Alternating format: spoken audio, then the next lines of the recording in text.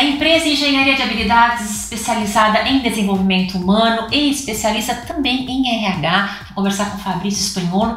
Fabrício, na internet as pessoas se exaltam, colocam opiniões, postam coisas e não percebem que isso vai interferir no emprego dela ou numa proposta de trabalho. Naturalmente isso vai acontecer. Antigamente não tinha como verificar.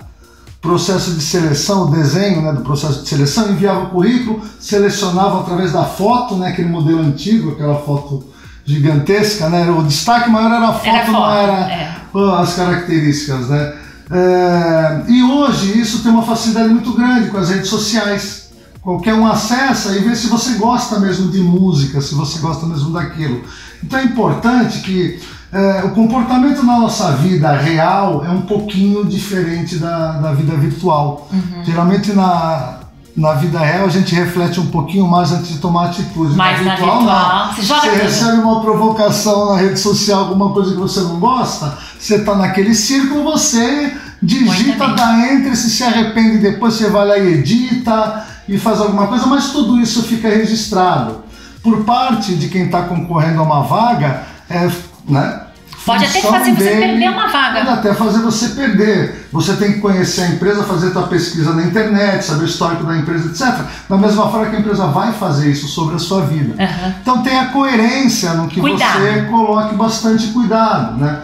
Se você defende algumas posições, talvez possam gerar conflito com os valores da empresa. Ou não defender também de forma agressiva. Você pode até ter aquela posição, mas às vezes você escreve de maneira tão agressiva que a empresa, quando olha, fala e não tem tato. Exato. E por que isso? Porque esse comportamento você vai reproduzir no seu dia a dia do trabalho, caso seja contratado. E não é um comportamento desejável, né? Pessoas que não controlam seu ímpeto, não tem um equilíbrio emocional, isso é facilmente verificável numa rede social. E mais, na hora do currículo, as pessoas escrevem coisas que às vezes não participam de verdade.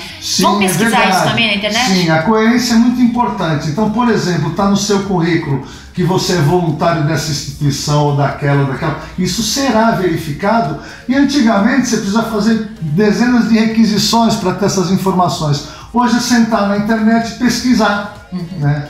Então, e aí você consulta a rede social do candidato e ele não tem nenhuma conexão com essas instituições que supostamente ele é um grande voluntário, né? Então a coerência é importante e a verdade, sempre trabalhar com a verdade e com o bom senso. Obrigada, Fabrício. Tá aí a dica, hein?